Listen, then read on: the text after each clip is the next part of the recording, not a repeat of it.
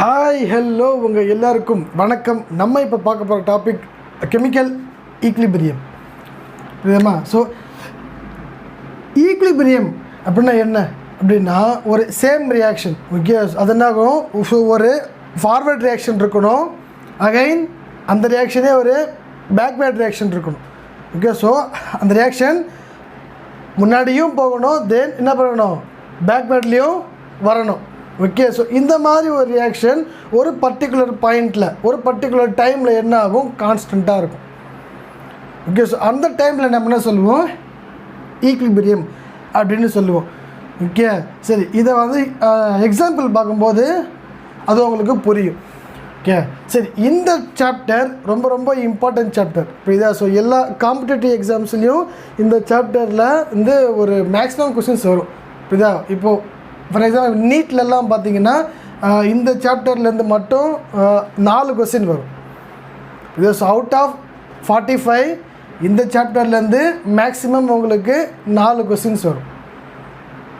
So இந்த ஒரு chapter படித்தா என்ன பண்ணிடலாம், 4 கொஸ்டின் நம்ம ஈஸியாக அட்டன் பண்ணிடலாம். ஓகே, சரி, இப்போ பார்ப்போம். இப்போ இந்த மாதிரி ஏதோ ஒரு பாக்ஸ் இருக்குது, ஏதோ ஒரு ஆப்ஜெக்ட், ஏதோ ஒரு பாக்ஸ் இருக்குது, ரைட்? சரி, இப்போது இங்கேருந்து நான் இதை புஷ் பண்ணுறேன். ஓகே, அங்கேருந்து என்ன பண்ணுறாரு, வேறு ஒருத்தர் இந்த மாதிரி புஷ் பண்ணுறாரு ஆப்போசிட் சைடில்.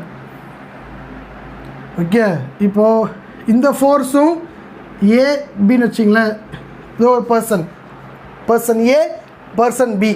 ஓகே, ஸோ நான் அப்ளை பண்ணுற ஃபோர்ஸும் அந்த சைட்லேருந்து ஒருத்தர் அப்ளை பண்ணுறாரு இல்லையா, அந்த ஃபோர்ஸ் என்ன பண்ண ஈக்குவல் ஃபோர்ஸ்.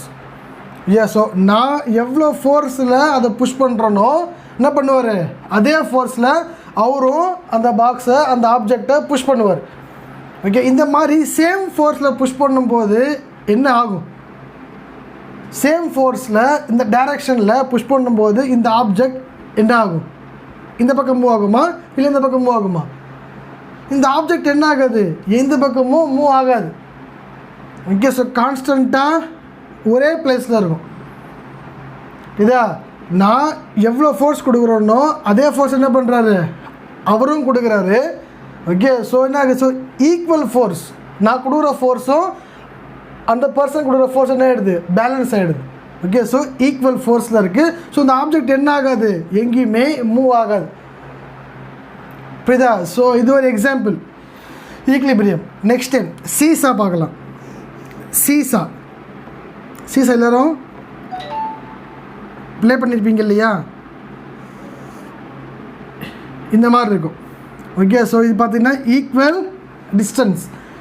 இப்போது இங்கே ஒரு பர்சன், இங்கே ஒரு பர்சன், இப்போ இதை 2 பேரும் சேம் வெயிட். இந்த பர்சன் என்ன வெயிட்டோ அதே பர்சன் அதே வெயிட் தான் இந்த பர்சனும். ஓகே, சரி, இப்படி இருக்கும்போது என்ன ஆகும், இது என்ன ஆகாது, எந்த சைடுமே மூவ் ஆகாது, கான்ஸ்டண்ட்டாக என்ன இருக்கும், அப்படியே ஸ்டேபிளாக அப்படியே இருக்கும். புரியுதா? இது ஒரு எக்ஸாம்பிள். நெக்ஸ்ட்டு சரி, இப்போது இந்த மாதிரி இருக்கு இல்லையா, ஆக்சுவலி பார்த்தா இப்போ ஈக்லிபிரியம் பார்த்தோன்னா 2 டைப்ஸ் இருக்குது. 2 types of equilibriums are there. ஒன்று வந்து static equilibrium. Okay, static equilibrium. another one is dynamic equilibrium.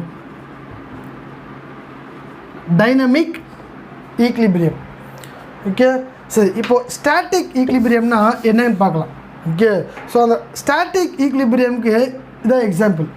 இப்போது நான் ஒரு ஃபோர்ஸில் புஷ் பண்ணுறேன், அதே ஃபோர்ஸ் என்ன பண்ணுறேன், அவரும் புஷ் பண்ணுறாரு. பட் என்ன ஆகலை, இந்த ஆப்ஜெக்ட் இந்த பக்கமும் எங்கேயுமே மூவ் ஆகலை. So the object is at rest.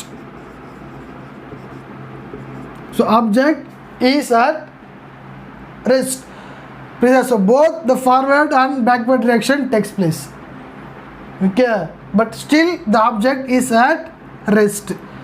இந்த மாதிரி ஒரு இதுக்கு என்ன சொல்லணும், நம்ம ஸ்டாட்டிக் ஈக்லிபிரியம் அப்படின்னு சொல்லுவோம். இதா சரி, dynamic equilibrium. Okay, so dynamic equilibrium just listen. இப்போ இந்த மாதிரி ஒரு கண்டெய்னர் இருக்குன்னு வச்சிங்களேன். இப்போது இந்த கண்டெய்னரில் இந்த டேப் மாதிரி ஓகே. ஸோ இந்த கண்டெய்னரில் டேப் யூஸ் பண்ண பண்ணுறேன், நான் வாட்டரை நான் ஃபில் பண்ணுறேன். ஓகே. ஸோ வாட்டரை நான் ஃபில் பண்ணுறேன். அப்போ என்ன ஆகும், இந்த வாட்டர் லெவல் இன்க்ரீஸ் ஆகும். கரெக்டாக என்ன ஆகும், கண்டினியூஸாக இதில் வாட்டரு ஃப்ளோ ஆகிட்டே இருக்கும். ஸோ ஆக என்ன ஆகும், வாட்டர் லெவலில் இன்க்ரீஸ் ஆகும். கரெக்டாக? சரி, இப்போது சேம் திங். ஸோ இப்போ இங்கே எவ்வளோ ஃபோர்ஸில் இந்த வாட்டர் வருதோ ஆனால் அதே ஃபோர்ஸில் என்ன பண்ணுறீங்க, இங்கே ஒரு டேப் வச்சு அதை நான் அது பண்ணுறோம் வச்சுங்களேன். அப்போ என்ன ஆகும், ஸோ இங்கே ஒரு டேப் வச்சிடுறேன். புரியுதா? இப்போ என்ன ஆகும், எவ்வளோ ஃபோர்ஸ் தண்ணி வருதோ அதே ஃபோர்ஸ் என்ன ஆகும், வாட்டர் லெவல் வெளியவும் போகும். Water flows out. இதா இப்போ என்ன ஆகுது, தண்ணி உள்ளேயும் வருது வெளியும் போகுது. Same force. ஓகே. அந்த சேம் ஃபோர்ஸில் போயிட்டுருக்கு தண்ணி. அப்போ என்ன ஆகும், அப்போது வாட்டர் லெவல் டிக்ரீஸ் ஆகுமா இல்லை இன்க்ரீஸ் ஆகுமா? வாட்டர் லெவல் அதிகமாகுமா இல்லை கம்மியாகுமா? சரி, இந்த வாட்டர் லெவல் ரிமைன்ஸ் சேம். ஏன் அப்படின்னா, ஸோ இப்போது இங்கேருந்து ஒரு 2 drops வாட்டர் வருதுன்னா என்ன ஆகும், 2 drops வாட்டர் என்ன ஆகிடும், வெளியே போயிடும். புரியுதா? 1 லிட்டர் நீ போடுற என்ன ஆகிடும், 1 லிட்டரு வெளியே போகும். ஓகே. ஸோ அப்போ என்ன ஆகுது, both forward reaction and backward reaction takes place. Okay. So forward ரியாக்ஷனும் போய்ட்டு தான் இருக்குது, பேக்வர்ட் ரியாக்ஷனும் போய்ட்டு தான் இருக்குது. ஓகே. பட் இங்கே என்ன ஆகுது, மூமெண்ட் இருக்குது. கரெக்டாக? பட் என்ன பண்ண முடியல, நம்மளால் அதை அப்சர்வ் பண்ண முடியாது. ஏன்னா வாட்டர் லெவல் என்ன இருக்கும், சேமாக இருக்கும். So no macroscopic changes found here. Okay. அந்தளவுக்கு ஒரு பெருசாக எந்த விதமான மாற்றமும் நம்மளால் பார்க்க முடியாது. ஓகே. சரி, இந்த மாதிரி. ஸோ இங்கே என்ன ஆகுது, ஆப்ஜெக்ட் மூவ் ஆகவே இல்லை. ஆனால் இங்கே என்ன ஆகுது, எல்லாமே கண்டினியூஸாக வந்து எல்லா ஆப்ஜெக்டும் எல்லாமே போயிட்டு தான் இருக்குது. புரியுதாமா? ஸோ ரியாக்ஷனு போயிட்டுருக்கு. ஸோ இந்த மாதிரி ஒரு எக்ஸாம்பிள், நம்ம இந்த மாதிரி ஒரு ஈக்லிபிரியத்துக்கு நம்ம என்ன சொல்லுவோம்னா டைனமிக் ஈக்லிபிரியம்னு சொல்லுவோம். So dynamic equilibrium. So static equilibrium and dynamic equilibrium. Clear? சரி, இப்போது ஃபிசிக்கல் ஈக்லிபிரியம் பார்க்கலாம். Okay. So we have 2 types of equilibrium. One is chemical equilibrium, another one is physical equilibrium. Okay. Physical ஈக்லிபிரியம்னா ஒன்றும் இல்லை, ஒரு ஃபேஸ்லேருந்து இன்னொரு ஃபேஸ்க்கு, அதாவது ஒரு ஸ்டேட்லேருந்து இன்னொரு ஸ்டேட்டுக்கு சேஞ்ச் ஆகிறது. சாலிட்லேருந்து லிக்விடுக்கு, லிக்விட்லேருந்து கேஸ்க்கு, இல்லைனா சாலிட்லேருந்து கேஸ்க்கு. ஸோ இந்த மாதிரி ஒரு ஸ்டேட்லேருந்து இன்னொரு ஸ்டேட்டுக்கு என்ன ஆகும், அந்த காம்பவுண்ட் அந்த சப்ஸ்டன்ஸ் என்ன ஆகும், சேஞ்ச் ஆகும். புரியுதா?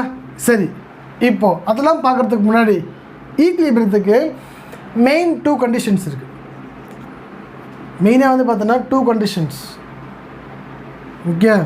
ஸோ ஃபஸ்ட் என்னென்னா, the reaction should maintain the constant temperature. என்ன இருக்கணும், டெம்பரேச்சரு கான்ஸ்டண்ட்டாக இருக்கணும் த்ரூ அவுட் த ரியாக்ஷன். இதான். ஸோ அந்த ரியாக்ஷன் ஸ்டார்டிங்லேருந்து கம்ப்ளீட் ஆகிற வரைக்கும் என்ன இருக்கணும், டெம்பரேச்சர் ஷுட் பி கான்ஸ்டன்ட். டெம்பரேச்சரை மாற்றக்கூடாது. Okay. So because it depends on the temperature. So டெம்பரேச்சரை வந்து நீங்கள் இன்க்ரீஸ் பண்ணாலோ இல்லை டிக்ரீஸ் பண்ணாலும் என்ன ஆகும், it disturbs the equilibrium. Okay. So அதெல்லாம் முன்னாடி பார்ப்போம். ஃபஸ்ட்டு இந்த மெயின் 2 கண்டிஷன் மட்டும் பார்த்துருவோம். Okay. So next, it should be done on a closed vessel. இதான். ஸோ நீங்கள் பண்ணுற எல்லா ரியாக்ஷனுமே எப்படி இருக்கணும், க்ளோஸ்டாக இருக்கணும். புரியுதாம்மா? ஸோ ஓப்பன் ஸ்பேஸ்லேயோ இல்லை ஓப்பன்லேயோ பண்ணக்கூடாது. Okay. Should be done in A closed vessel R closed container something. Okay, so இதான் வந்து அதோடைய மெயின் 2 கண்டிஷன்ஸ். புரியுதா? ஸோ இல்லை இதெல்லாம் சேஞ்ச் பண்ணிங்க அப்படின்னா அது ஈக்குலிபிரியத்துக்கு வராது.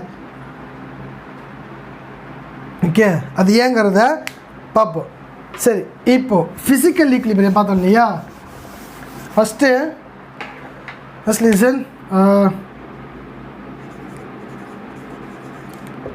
சாலிட்லேருந்து லிக்விடுக்கு phase change, state changes from solid state to liquid state. Give an example. Solid state, solid water. Enago it changes to liquid. Water in the form of solid, that is ice, then liquid. Payda liquid simply water. Okay, சரி. இப்போ இந்த reaction இப்படி மட்டும்தான் நடக்குமா? சரி, இப்போ சாலிட்லேருந்து லிக்விடுக்கு போகிறது நான் சொல்லுவோம் மெல்ட்டிங் சொல்லுவோம். ஸோ சாலிட்லேருந்து லிக்விடுக்கு போச்சு. இப்போது லிக்விட்லேருந்து சாலிடுக்கு வராதா? வரும். அப்போ என்ன பண்ணணும் அப்படின்னா this arrow mark should be like this. Okay, so water என்னாகும்? சாலிட்லேருந்து லிக்விடுக்கும் மாறும், லிக்விட்லேருந்து சாலிடுக்கும் மாறும். ஓகே, அது என்ன process? Freezing.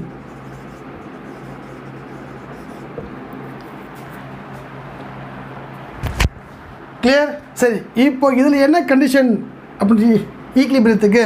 So the rate of melting point or melting process இது. So the rate of melting is equal to ஏன்னா இதான் வந்து ஃபார்வர்ட் ரியாக்ஷன். இது ஃபார்வர்ட் ரியாக்ஷன், அதாவது சாலிட்லேருந்து லிக்விடுக்கு போகிறது, மெல்ட் ஆகிறது. ஸோ இது ஃபார்வர்ட் ரியாக்ஷன். ரைட்டா? அதே மாதிரி so the rate of freezing process or reaction என்னென்னா போட்டுக்கலாம். புரியுதா? ஸோ மெயின் தீம் என்ன அப்படின்னா is in so the rate of forward reaction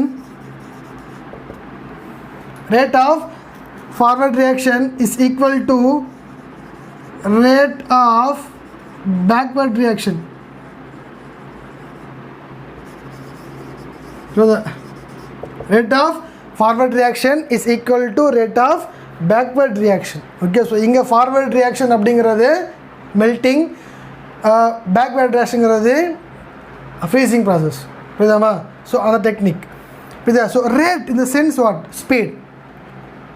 புரியுதா? So எந்த அளவுக்கு அந்த ஃபார்வர்ட் ரியாக்ஷனை அது ப்ரொசீட் பண்ணுதோ, எவ்வளோ ஃபாஸ்ட்டாக, அதே ஃபாஸ்ட்டாக அந்தளவுக்கு என்ன பண்ணும், பேக்வேர்ட் ரியாக்ஷனை அந்த ரியாக்ஷனை ப்ரொசீட் பண்ணும். ஓகே, ஸோ இந்த மாதிரி கண்டிஷன் நம்ம சொல்லுவோம் ஈக்லிபிரியம் அப்படின்னு சொல்லுவோம். புரியுதா? கிளியர்? ஸோ இது வந்து சாலிட்லேருந்து லிக்விடுக்கு வர equilibrium. So the rate of melting is equal to the rate of freezing. சரி, next next thing solid liquid பார்த்தாச்சா? Next liquid to gas. Okay, or வேப்பர்னு சொல்லணும். புரியுதா? கேஸுன்னு சொல்லக்கூடாது. Okay, called as vapour.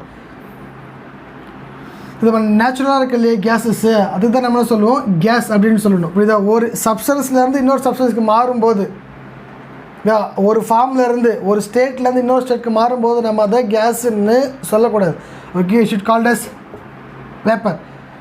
Clear? சரி, லிக்விடு அதே எக்ஸாம்பிள் எடுத்துக்கலாம். Water H2O in the form of liquid. So H2O in the form of liquid, then the same H2O. Clear? The form of gas. Clear? So liquid and the gas ku maatradu boiling point.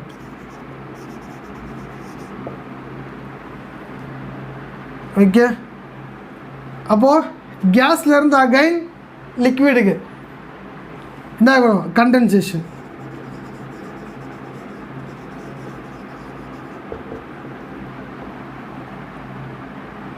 இதா so boiling R evaporation அப்படின்னு சொல்லுவாங்க இல்லையா?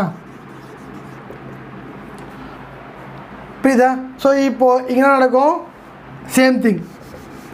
புரியுதா? So the rate of evaporation reaction is equal to the rate of condensation reaction. So rate of evaporation equal to rate of condensation. புரியுதா? So இது வந்து forward reaction, இது backward reaction. புரியுதா? இது நம்ம போன போது பார்த்தோம் இல்லையா, சாலிட்லேருந்து லிக்விடுக்கு. Okay. So it can maintain 0 degree Celsius, அதாவது 273 kelvin.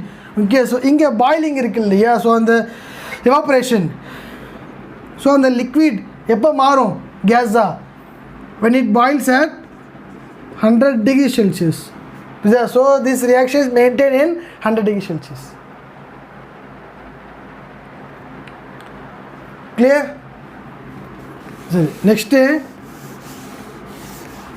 Next process. So the same solid lerundu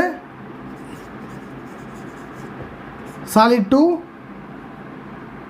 direct gas, that is vapor. Okay, so solid lerundu direct gas, அந்த டெக்னிக் நம்ம என்ன சொல்லுவோம்? சப்ளிமேஷன் சொல்லுவோம்.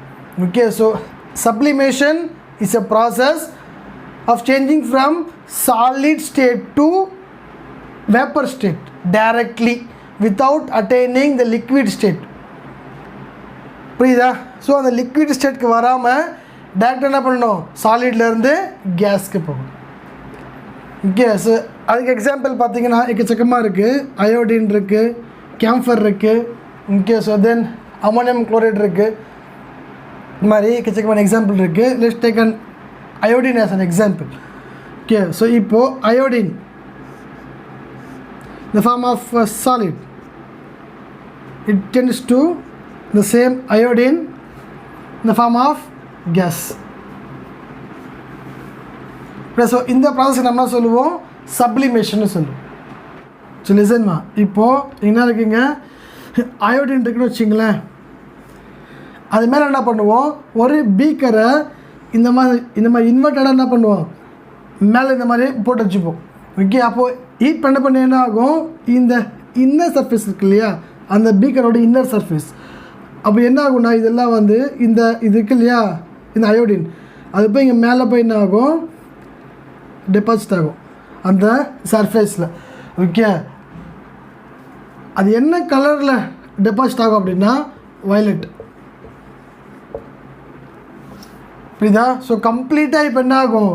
இங்கே இருக்கிற அயோடின் ஃபுல்லாக என்ன ஆகிடும்? போயிட்டு இங்கே சர்ஃபேஸில் செட்டில் ஆகிடும். இப்போ செட்டில் ஆகிட்ட அப்புறம் என்ன ஆகும்? கொஞ்சம் கொஞ்சமாக இப்போ டெம்பரேச்சர் கம்மியாக என்ன ஆகும்?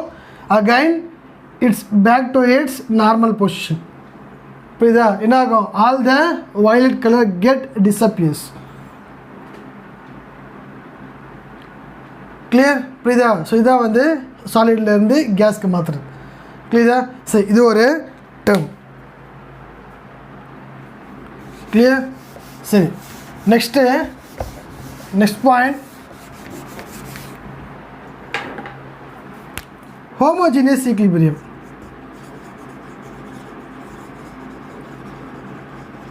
ஹோமோஜீனியஸ் ஈக்லிபிரியம் ஷார்ட்டாக ஈக்குன்னு போட்டுரு.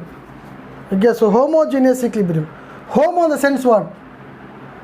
ஹோமோன்னா சேம்னு அர்த்தம். சேம் ஃபேஸாக சேம். Homo means same. புரியுதா? இப்போது என்னென்னா அந்த த்ரூ அவுட் அந்த ரியாக்ஷன் இருக்கு இல்லையா, ஸோ அந்த கம்ப்ளீட்டான அந்த ரியாக்ஷன்.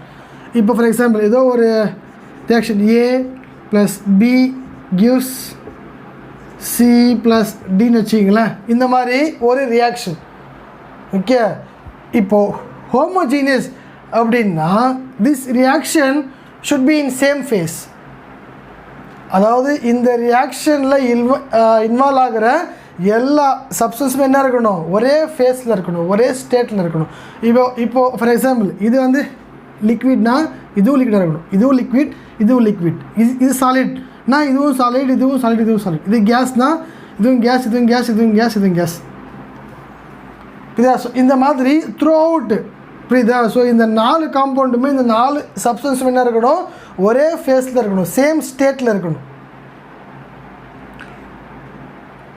ஓகே, புரியுதா? கிளியர்? ஸோ இந்த மாதிரி எல்லாமே சேம் ஃபேஸில் இருக்குது அப்படின்னா அதை நம்ம சொல்லுவோம் ஹோமோஜீனியஸ் அப்படின்னு சொல்லுவோம். இதான் ஸோ ஹோமோஜீனியஸ் ஈக்லிபிரியம். இப்போ for example hydrogen reaction with iodine. Okay, gives hydrogen iodide. புரியுதா? இப்போது hydrogen is a gas. Yeah, iodine is also in the form of gas. Next, hydrogen iodide also a gas. புரியுதா? So இப்போ இது எல்லாமே என்ன இருக்குது, case ஃபேஸில் இருக்குது, எல்லாமே கேசியஸ் ஸ்டேட்டில் இருக்குது. அப்போ இது என்னது, it's an example of homogeneous. Clear? So இந்த மாதிரி எக்கச்சக்கமான எக்ஸாம்பிள்ஸ் இருக்குது. சப்போஸ் இது ஹெட்ரோஜீனியஸ்னா,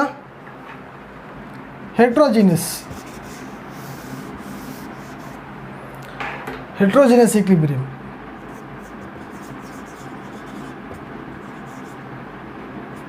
ஹெட்ரோனா என்ன, டிஃப்ரெண்ட் அப்படின்னா என்ன, ஸோ போன ரியாக்ஷன் மாதிரி இல்லாமல் என்ன ஆகும், மிங்கிள் ஆகி வரும். ஓகே, சேம் ஃபேஸில் வந்தால் மட்டும் தான் அது ஹோமோஜீனியஸ். அப்படி இல்லை மாறி மாறி வருது அப்படின்னா அது ஹெட்ரோஜீனியஸ் ஈக்லிபிரியம். இப்போ ஃபார் எக்ஸாம்பிள் இப்போது கால்சியம் கார்பனேட் வச்சிங்களேன். Calcium carbonate undergoes decomposition. Calcium carbonate undergoes decomposition. Actually it is a solid. Then it turns to calcium oxide plus carbon dioxide. So it is also a solid. It's a gas. புரியுதா? அங்கே பார்த்தோம் எல்லாமே same ஃபேஸில் பார்த்தோம். புரியுதா? So இங்கே அப்படி இல்லை, சாலிட் இருக்குது, இது சாலிட், இது கேஸில் இருக்குது.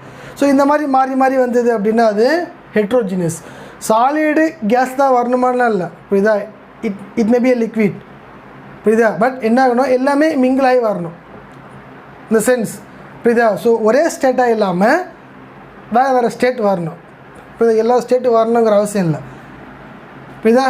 So is a example of heterogeneous equilibrium. Clear? சரி, நெக்ஸ்ட் இப்போது ரேட் ஆஃப் த ரியாக்ஷன். புரியுதா? இப்போ ஏதோ ஒரு ரியாக்ஷன் வச்சிங்களேன், A + B to gives C + D. புரியுதா?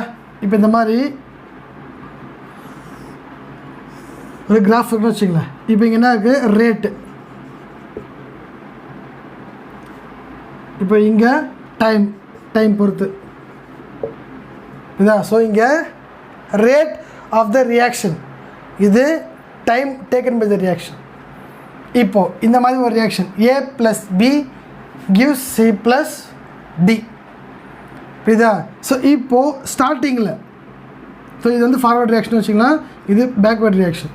இப்போது ஃபார்வேர்ட், இப்போ நம்ம ஸ்டார்டிங், இப்போ இனிஷியல் ஸ்டேஜ், அதாவது இந்த ரியாக்ஷனை ஸ்டார்ட் பண்ணும்போது, புரியுதா, அப்போது நம்மக்கிட்ட என்னென்னலாம் இருக்கும், we have only A + B மட்டும்தான் இருக்கும். புரியுதா? C Dலாம் நான் இது இருக்காது. It is at the initial stage. புரியுதா? ஏன் இருக்காதுன்னா இதெல்லாம் நான் 0 0வாக இருக்கும். ஏன், ஏபி ரியாக்ட் பண்ணதுக்கப்புறம் தான் என்ன ஆகும், இங்கே சிடிங்கிறது ஃபார்ம் ஆக ஸ்டார்ட் ஆகும். புரியுதா? ஸோ இது ரியாக்ட் பண்ணது என்ன ஆகும், அது கொஞ்சம் கொஞ்சமாக ஃபார்ம் ஆகும்.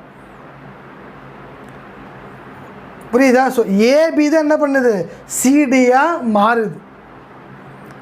புரியுதா? ஸோ என்ன ஆகும், ஏபி அப்போது அட் ஸ்டார்டிங்கில் என்ன இருக்கும், A + B தான் இருக்கும். இதெல்லாம் 0 0வாக இருக்கும். புரியுதா? ஸோ இங்கெல்லாம் ஒன்றுமே இருக்காது. அப்போது இதோடைய கான்சன்ட்ரேஷன் நம்ம என்ன சொல்லுவோம், இது நம்ம ரியாக்டன்ட்டுன்னு சொல்லுவோம், இது ப்ராடக்ட்டுன்னு சொல்லுவோம். புரியுதா? ஸோ இது ரியாக்டன்ட், இது ப்ராடக்ட். இப்போ இது ஃபார்வர்ட் ரியாக்ஷன் வச்சுக்கலாம். புரியுதா? ஸோ இது ஸ்டார்டிங் ஸ்டேஜ். இனிஷியல் ஸ்டேஜில் A + B இதோடைய கான்சன்ட்ரேஷன் எப்படி இருக்கும்? கான்சன்ட்ரேஷன் அப்படின்னா அதிகமாக இருக்கும். நம்ம ரியாக்டன்ட்டோடைய கான்சன்ட்ரேஷன் அதிகமாக இருக்கும். புரியுதா? இங்கே இருக்காது, இங்கே ஒன்றுமே இருக்காது. புரியுதா? அப்போ என்ன ஆகும்? கொஞ்சம் கொஞ்சம் கொஞ்சம் போக போக போக என்ன ஆகும்? இதோடைய கான்சன்ட்ரேஷன் கொஞ்சம் கொஞ்சமாக கம்மியாகும். ஏன் கம்மியாகுது? ஏபினா கொஞ்சம் கொஞ்சமாக சிடியாக மாறிக்கிட்டே வருது. அப்போ என்ன ஆகும்? இது கொஞ்சம் கொஞ்சமாக கம்மியாகிட்டே வரும், இது கொஞ்சம் கொஞ்சமாக அதிகமாகிட்டே வரும்.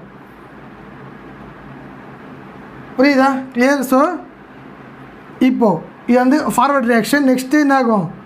பேக்வர்ட் ரியாக்ஷன் வரும். இப்போது ஃபார்வர்ட் ரியாக்ஷன் ரியாக்டன்ட் அதோடைய கான்சன்ட்ரேஷன் இல்லைனா அதோடைய ரேட் வச்சிங்களேன், என்ன ஆகும்? இப்போது இங்கே இருக்கும் ஸ்டார்டிங்கில், கரெக்டாக? ஏன்னா அதிகமாக இருக்கும் அதோடைய கான்சன்ட்ரேஷன்.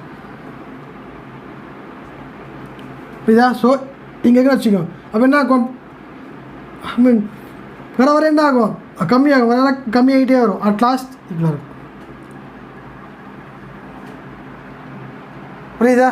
ஐயா இப்போ ப்ராடக்ட்டு இப்போ ஸ்டார்டிங்கில் இது அதிகமாக இருக்கும், இது என்ன ஆகும்? இது என்ன ஆகும்? கம்மியாக இருக்கும், அதாவது 0. அப்போ இங்கே தான் என்ன ஆகும்? ஸ்டார்ட் ஆகும் இல்லையா? இது வந்து ஸ்டார்டிங் சம்திங் ஏதோ ஒரு amount. Okay, so it's according to the substance. So ஏதோ ஒரு அமௌண்ட்டு இங்கே இருக்குது. ஸோ இங்கே தான் ஆரம்பிச்சு. ஸோ இப்போ இது என்ன ஆகும்? இங்கே இந்த 0 போக போக என்ன கொஞ்சம் கொஞ்சமாக வந்து இன்க்ரீஸ் ஆகும். டைம் ஏற்ற டைம் ஆக என்ன ஆகும்? Becomes increases. So at last என்ன ஆகிடும்? ரெண்டுமே. ஸோ இது வந்து ஃபார்வர்ட் ரியாக்ஷன் வச்சுக்கலாம். இது ஃபார்வர்ட் ரியாக்ஷன், இது backward reaction. So the rate of forward reaction is equal to the rate of backward reaction. So இது ஃபார்வர்ட் ரியாக்ஷன், இது பேக்வர்ட் ரியாக்ஷன் ஆகும். கொஞ்சம் கொஞ்சமாக ஃபஸ்ட்டு வந்து இதோடைய கான்சன்ட்ரேஷன் என்ன ஆகுது? அதிகமாக இருக்குது. ஸோ இது வந்து 0வாக இருக்குது. அப்போ என்ன கொஞ்சம் கொஞ்சமாக நான் இது வந்து கம்மியாகிட்டே வருது. புரியுதா? கொஞ்சம் கொஞ்சமாக இது கம்மியாகிட்டே வருது. அப்போ இது என்ன ஆகும்? இது கம்மியாக இது அதிகமாகும், இது வந்து அதிகமாகுது. அட் லாஸ்ட் என்ன? ரெண்டுமே கான்ஸ்டண்ட்டாக இருக்கும். புரியுதா? அட் லாஸ்ட் ரெண்டுமே கான்ஸ்டண்ட்டாக இருக்கும். புரியுதா? So it's set to be equilibrium. இப்போது சிம்பிள் எக்ஸாம்பிள் சொல்கிறேன், கேட்டுங்க. இப்போ இந்த மாதிரி 2 பீக்கர் இருக்குன்னு வச்சுங்களேன். இந்த மாதிரி நான் 2 பீக்கர் இருக்கேன். இப்போது இந்த பீக்கரை வந்து நான் இப்போது இன்டர்லிங்க் பண்ணுறேன்னு வச்சுங்களேன். சரி, இப்போது ஸ்டார்டிங்கில் நான் இப்போ என்ன பண்ணுறேன்? இந்த பீக்கரை ஃபுல்லாக நான் வாட்டரை நான் ஃபில் பண்ணுறேன். ஓகே, இந்த ஃபுல்லாக என்ன பண்ணுறேன்? நான் வாட்டர் ஃபில் பண்ணுறேன். அப்புறம் என்ன பண்ணுறேன்னா இதோட இந்த பீக்கர் இந்த பீக்கர் என்ன பண்ணுறேன்னு இன்டர்லிங்க் பண்ணுறேன். எஸ், இந்த பீக்கருக்கும் இன்டர்லிங்க் பண்ணுறேன். இப்போ இது ஃபார் எக்ஸாம்பிள் இது வந்து ரியாக்டன்ட்டு, இது ப்ராடக்ட்டு. இப்போ இதை ஸ்டார்டிங்கில் இது எங்கே இருக்குது? ஃபுல்லாக இருக்கும், இதோட கான்சன்ட்ரேஷன் அதிகமாக இருக்கும். பட் போக போக என்ன ஆகிடும்? ஸோ இது போக ஸோ இதோட கான்சன்ட்ரேஷன் கொஞ்சம் கொஞ்சமாக என்ன ஆகும்? இன்க்ரீஸ் ஆகும். ஸோ இதோட கான்சன்ட்ரேஷன் கொஞ்சம் கொஞ்சமாக கம்மியாகும், இது கொஞ்சம் கொஞ்சமாக அதிகமாகும். கரெக்டா? அட் லாஸ்ட் வந்து எங்கே வந்து நிற்கும்? இது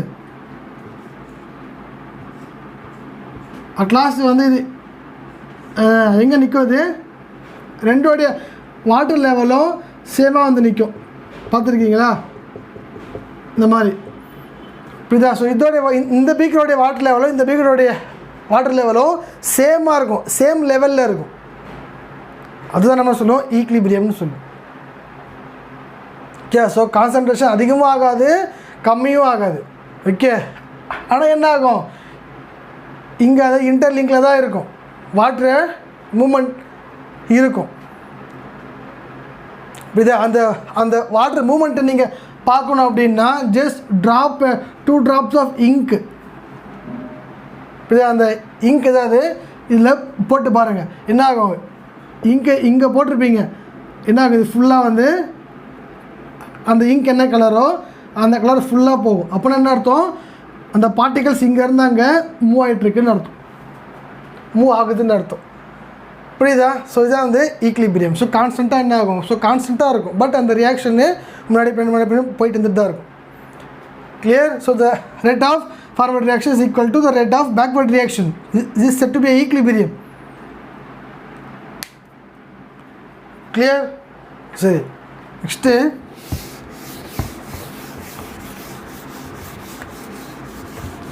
இந்த சாப்டர் ரொம்ப ரொம்ப இம்பார்ட்டண்டான சாப்டர் பையா. ஸோ எந்த அளவுக்கு நீங்கள் கான்செப்ட் டெப்த்தாக அண்டர்ஸ்டாண்ட் பண்ணுறீங்களோ அந்த அளவுக்கு ஈஸியாக அதில் கொஸ்டினை அடிச்சுட்டு போயிட்டே இருக்கலாம். சரி, next topic law of mass action. Law of mass action.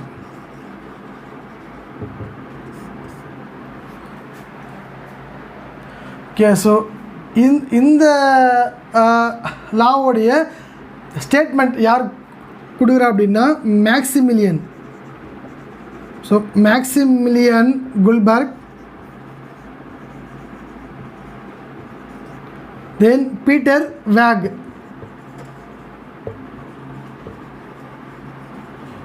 அப்படிங்கிற சயின்டிஸ்ட் என்ன பண்ணுறாங்க, லா ஆஃப் மாஸ் ஆக்ஷனுடைய ஸ்டேட்மெண்ட் கொடுக்குறாங்க. அப்படின்னா என்னென்னா,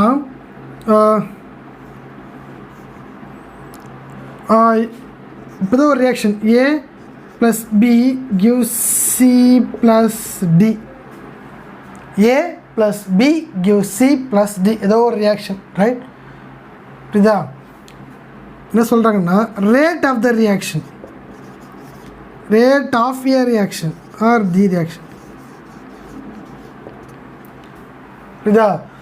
ஒரு ரியாக்ஷனுடைய ரேட்டு, ஸ்பீடு எதை டிபெண்ட் பண்ணி இருக்கும் அப்படின்னா அதோடைய concentration of the reactant. So இந்த பாக்ஸ் நம்ம சொல்லுவோம் கான்சன்ட்ரேஷன் சொல்லுவோம், கான்சன்ட்ரேட்டட் இந்த பாக்ஸ். ஸோ இந்த பாக்ஸ் இப்படி தான் போடணும், இப்படிலாம் போடக்கூடாது. பாதி பேர் இப்படிலாம் போடுறோம், ஃபாஸ்ட்டாக போடும்போது இப்படி தான் வரும். ஸோ இந்த மாதிரிலாம் போடுறது, இந்த மாதிரி ஸ்கொயர் ப்ராக்கெட் தான் வரணும். இதா? So it means concentration, concentrated அப்படின்னு அர்த்தம். Clear? So the rate of forward reaction, sorry, rate of a reaction. இதா? ஏதோ ஒரு ரியாக்ஷன் அதோடைய ரேட், அதோடைய ஸ்பீடு வந்து எதை டிபெண்ட் பண்ணி இருக்கும் அப்படின்னா அந்த ரியாக்ஷனோட இது ரியாக்டன்ஸ் இருக்குது இல்லையா? ஸோ இதனால் இது ரியாக்டன்ட்னு சொல்லுவோம், இது ப்ராடக்ட். புரியுதா? So rate of a reaction is directly proportional to the concentration of the reactants. புரியுதா? அந்த ரியாக்டன்ட்டோடைய கான்சன்ட்ரேஷனை பொறுத்து தான். கான்சன்ட்ரேஷன் ரொம்ப அதிகமாக இருக்குது அப்படின்னா அந்த ரியாக்ஷன் ரொம்ப ஃபாஸ்ட்டாக நடக்கும். Okay, so the reaction takes place at very fast when the concentration is high. Clear? So இப்போது இதில் ஆர்னே வச்சுக்கலாமா? ஆர். சரி, ரேட் ஆஃப் ஃபார்வர்ட் ரியாக்ஷன் போட்டுக்கலாம் சும்மா ஏபி. ஏன்னா நீங்கள் ஃபார்வர்டு இருக்குது பேக்வேர்டு இருக்குது இல்லையா? அதனால் rate of forward reaction, rate of forward reaction is directly proportional to எதை பொறுத்த அமையும்? இங்கே என்ன போட்டிருக்கேன், ரியாக்டன்ட்டுன்னு போட்டிருக்கேன். அப்படின்னா it includes A and B. Suppose இந்த ரியாக்ஷனில் சி இருந்ததுன்னா சியும். அதாவது இந்த சைடு, அந்த ஏற மார்க் சைடு முன்னாடி என்னென்ன இருக்கோ அது ஃபுல்லாக அது ரியாக்டன்ட். சில ரியாக்ஷன் என்ன இருக்கும், வெறும் ஏ மட்டும்தான் இருக்கும், அதாவது ஒரே ஒரு காம்பவுண்ட் மட்டும்தான் இருக்கும். புரியுதா? No problem. கிளியர்? சரி, இப்போது இந்த ரியாக்ஷன் இப்போ என்ன ஆகுது? So depend upon the both concentration of A and concentration of B. சப்போஸ் இந்த ரியாக்ஷன் வந்து இப்படி ப்ளஸ் சி இதுன்னா என்ன ஆகும், ப்ளஸ் இங்கே தான் ஆகும், பேக்கெட் போட்டு சி போடணும். இல்லை வெறும் ஏ மட்டும் தான் இருக்குன்னா வெறும் ஏ மட்டும் தான் போடணும். ஸோ அது முன்னாடி என்னென்னலாம் இருக்கோ அதெல்லாமே இங்கே போடணும். So this rate of forward reaction is directly proportional to the concentration of A and concentration of B. So ஒரு ரியாக்ஷனோடைய ரேட் எதை பொறுத்து அமையும்னா அதோடைய ரியாக்டன்ஸோடைய அந்த கான்சன்ட்ரேஷனை பொறுத்து அமையும். கிளியர்? ஸோ இந்த மாதிரி கிளியர். சப்போஸ் இதுவே கோஎஃபிஷியன்ட் இருக்குன்னு வச்சுக்கங்க, அதாவது எக்ஸ் சென்ஸ் மோல்ஸ், ஏதோ ஒரு mole X Y B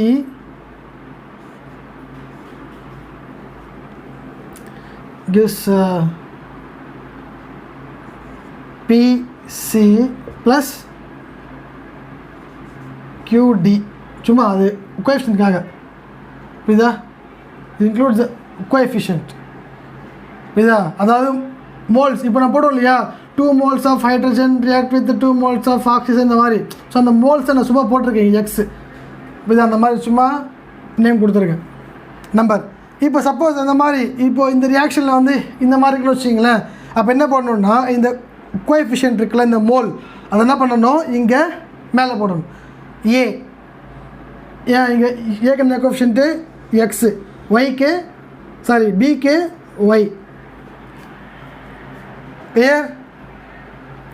So the rate of forward reaction is directly proportional to concentration of A and concentration of B. So the rate of forward reaction or the rate of reaction simply. Clear? Okay. So இப்போ இதில் active மாஸ்னு ஒன்று இருக்குது. Active mass in the sense, அதாவது simply சொல்ல போனால் molarity, number of moles by V, number of moles by V, அதாவது molarity சொல்லுவாங்க, மொலாரிட்டி. புரியுதா? இதுதான் இப்போ நம்ம சொல்கிறோம் இல்லையாம்மா கான்சன்ட்ரேஷனுங்க, அப்படின்னா என்னன்னா இதுதான். ஸோ நம்பர் ஆஃப் மோல்ஸ், அதாவது அந்த காம்பவுண்டு, இப்போ ஃபார் எக்ஸாம்பிள் கான்சன்ட்ரேஷன் ஆஃப் ஏ அப்படின்னு வச்சிங்களேன், அப்படின்னா ஏ அந்த சப்ஸ்டன்ஸு எவ்வளோ மோல் நம்ம எடுத்துருக்கோம், அதை எவ்வளோ லிட்டர் ஆஃப் சொல்யூஷன் நம்ம மிக்ஸ் பண்ணியிருக்கோம். புரியுதா? அதாவது அந்த காம்பவுண்டை, அந்த சப்ஸ்டன்ஸை எவ்வளோ மோல் நம்ம எடுத்திருக்கோம், அதை எவ்வளோ சொல்யூஷனில் எவ்வளோ வால்யூமில் நம்ம அதை மிக்ஸ் பண்ணியிருக்கோம் அப்படிங்கிறது தான் அதோடைய concentration. So number of moles by volume. So number of மோல்ஸ்க்கு என்ன, what is unit for number of moles? என் மோல் தான் இல்லையா? வினா வால்யூம்க்கு என்ன, பை டெசிமீட்டர் கியூப். ஸோ மேலே இருந்ததுன்னா mole decimetre -3 power -3. Clear? So இது மோல் என்ன சொல்லணும், இந்த வால்யூம் நம்ம வி கேன் சேஸ் கேபிட்டல் நம்ம லிட்டர். ஸோ என்ன ஆகும், மோல் பேர் லிட்டர்னு வரும். அதுவும் கரெக்டாக, இதுவும் கரெக்ட் தான். So concentration. So concentration is nothing but molarity, in the sense number of moles by its volume. இதுதான் நம்ம கான்சன்ட்ரேஷன் சொல்லுவோம். இதுதான் வந்து law of mass action. So the rate of the reaction is directly proportional to the concentration of the reactants. இதுதான் வந்து law of mass action.